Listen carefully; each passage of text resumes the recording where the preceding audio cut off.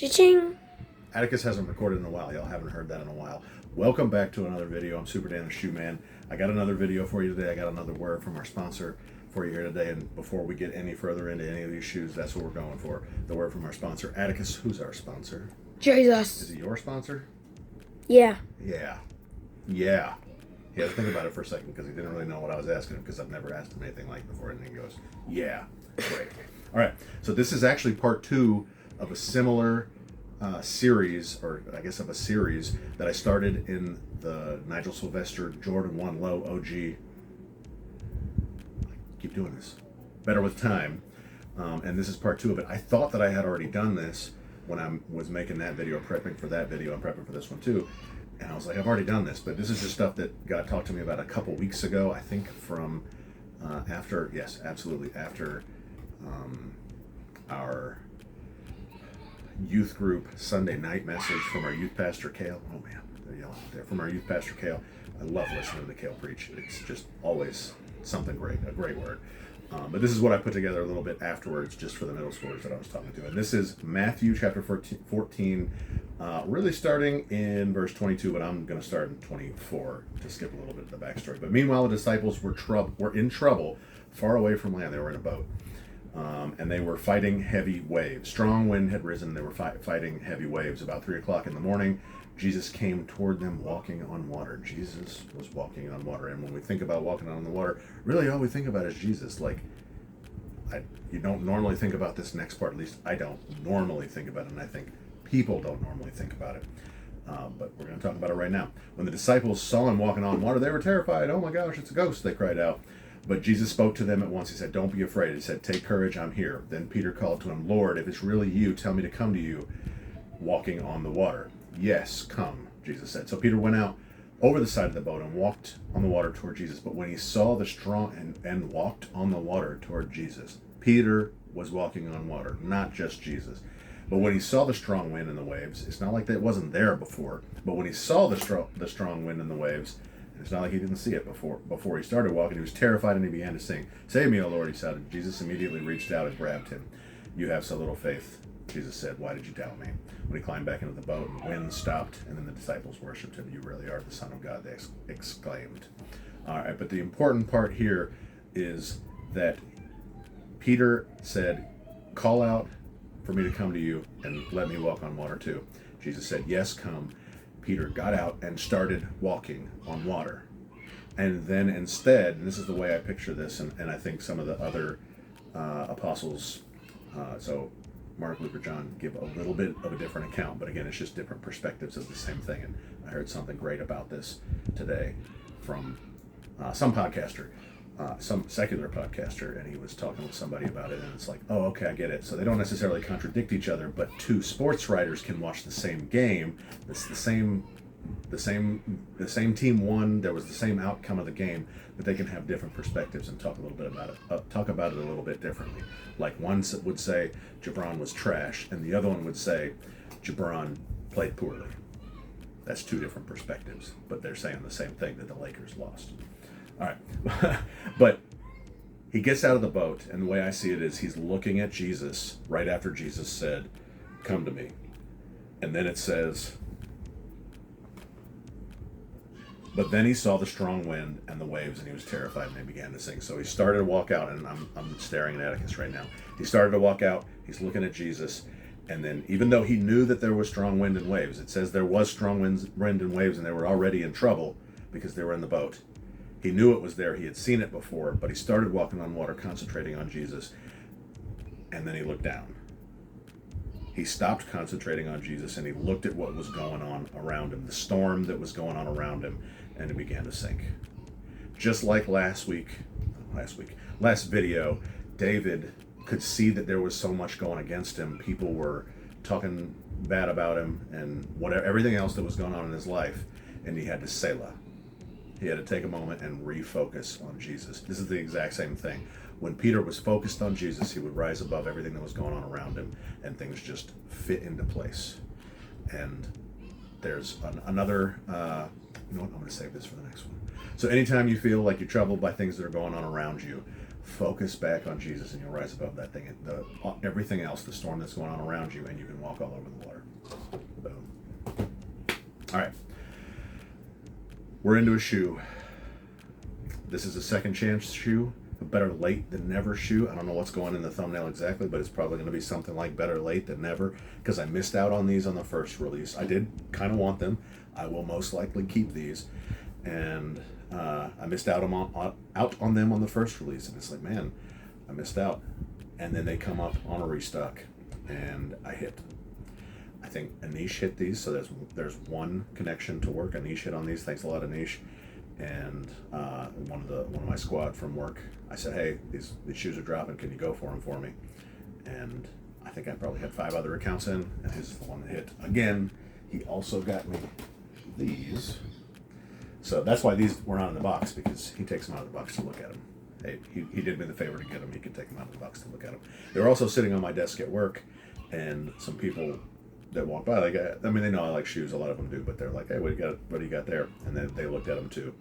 And what's really cool about this is Brian, who really knows, I don't think has any understanding of Jordans or silhouettes or colorways or anything like that, opened it up and he said, it looks like a Ferrari. These are the Jordan 14 Ferraris. Yeah. If they're what I think they are, they look really good. They do look really good. This, I think I've owned two other pairs of 14s. They look like those blue ones, don't they? These are 14s, yes. Oh, they're gonna look good. So I had one other pair of 14s. I sold them when I got the Laneys because I like the Laneys. I've never worn these because 14s don't mean a whole lot to me, which we might talk about again in a second, a little bit more in a second. But I'm not a huge fan of this colorway, but I'm also not a huge fan of red. Didn't Whistler and Diesel get this? I don't think so. I mean, maybe, but I don't think so. But I do like this better. I think I like this better. And it was really cool that they are so Ferrari that somebody who knows nothing about Jordans says, those look like a Ferrari. Which Jordan owned a Ferrari at this time, and I think he and Nike, Jordan, and his brand just decided, let's make a Ferrari-themed Jordan. Because this one still kind of looks like it too, specifically the shape here, but this one is just even more like it because of the colorway. I also said in my last video, as another part of this series, because in a similar conversation at work, when somebody saw my background here with all these shoes, when I was at a meeting, they asked me if I've ever seen the Last Dance. I was like, yes, of course I've seen it, but then I was like, I should watch it again because I haven't watched it in a while. And it rekindled my love for Jordan 13s because I watched that series on TV.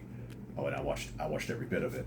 And I remembered that I had these that turns out that I've had these for like 3 years and never worn them, but I don't have I wanted them. I know I wanted to keep them, but I wore them today for the first time.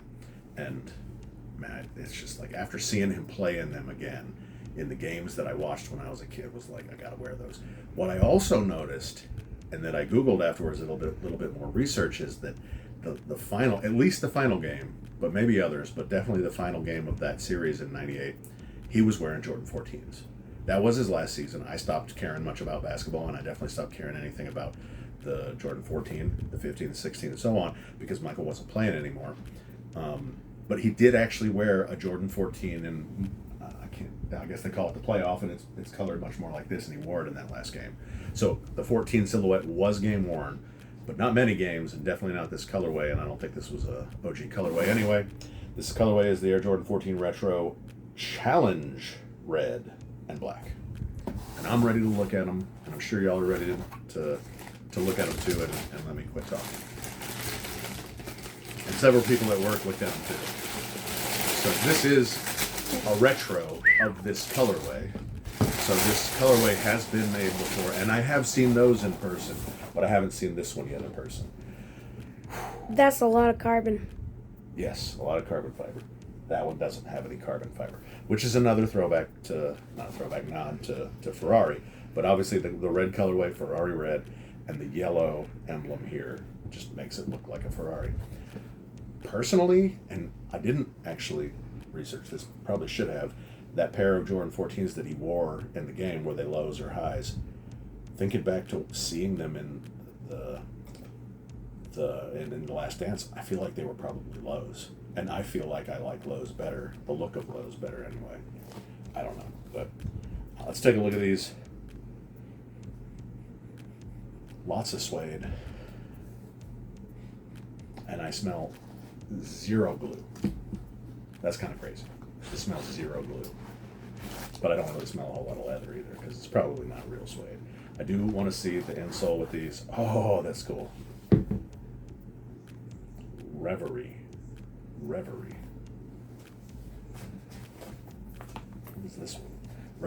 Get your feet out from under me.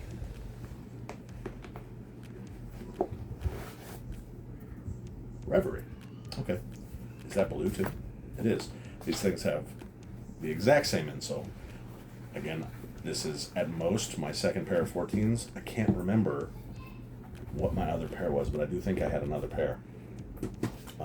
But they both have the exact same insoles. Are they nice? Yeah. They're really thin. But my boss today saw my 13s, and we were talking about 13s. He's like, that was my favorite pair to play in because, and generally they should be getting that way because the technology that was in those shoes kept changing. And the earlier ones had some air in them, but barely anything. 13s, or maybe 12s, were the first ones that had full length Zoom air. So these should be more comfortable. They're also more ventilated. You see that hole right there? You see it?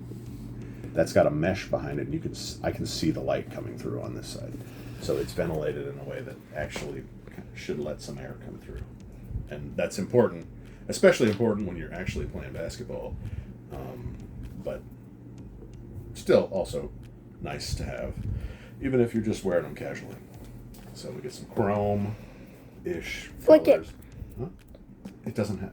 Nah, this isn't that. And you don't flick it. You tap it. And that's on a 14 or on an 11. It's only on the 11. There's a little bit of carbon fiber maybe in the bottom of this, but that's an 11.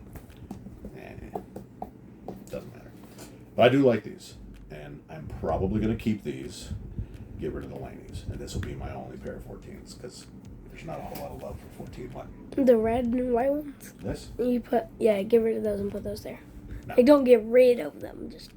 No, this is an original colorway. He played in this in 97. Yes, in 1997. He won a championship that year. And I actually owned these when I was like, I don't know, 8th grade, 7th grade. So that's why these are up here. Oh. I don't especially like this shoe, but I owned it. It means something to me. I especially like this one, even though I didn't own it, and it doesn't mean a whole lot to me. But that's why those are up there. I wanted these real bad when I was in 7th grade, and I didn't get them. That's why I have them, and that's why they're up there. I got these and loved them so much when I was in 7th grade, and they were stolen out of my gym locker. Somebody bent the top corner or the bottom corner of the locker, the metal locker, and took them out, even though it was locked with a lock. So that's why I have those, and that's why they're up here. How strong was that person? I don't know. But these are pretty dirty now. I'll try to clean them, but I want another pair of those just to have crispy and not dirty. So I really like this shoe. Big yellow 23 on the back.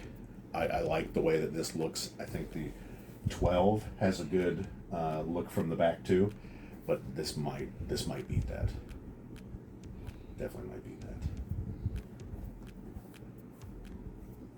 I mean, really nice suede. I do think that these aren't quite as bright as or as vibrant of a red, deep of a red as the older pair. I do like the metal aglets. That might be metal, actual metal. There's Jumpmin on them. You get a 14 on the back of this. I think this is supposed to look like a scroll.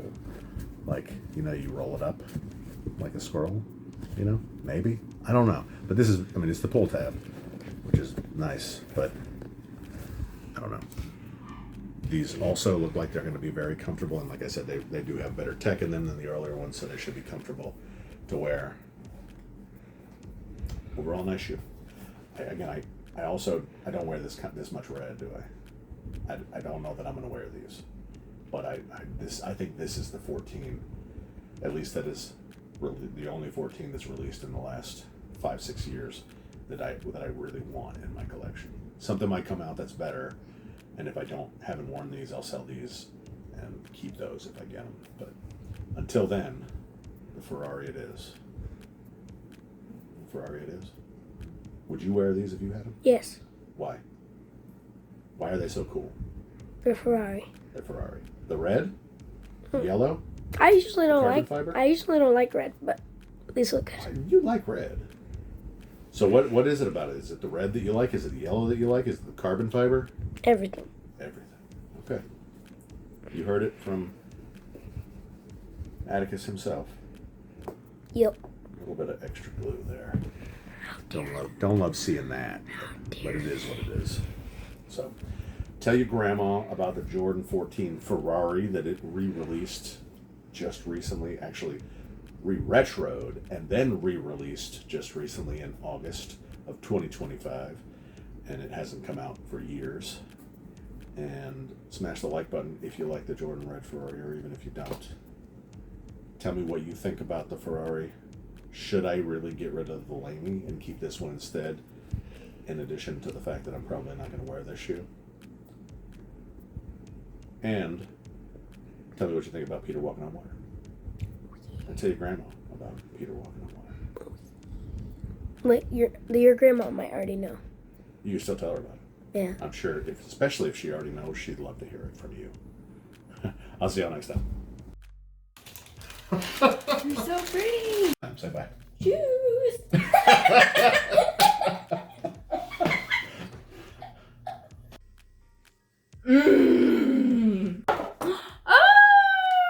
Shoes.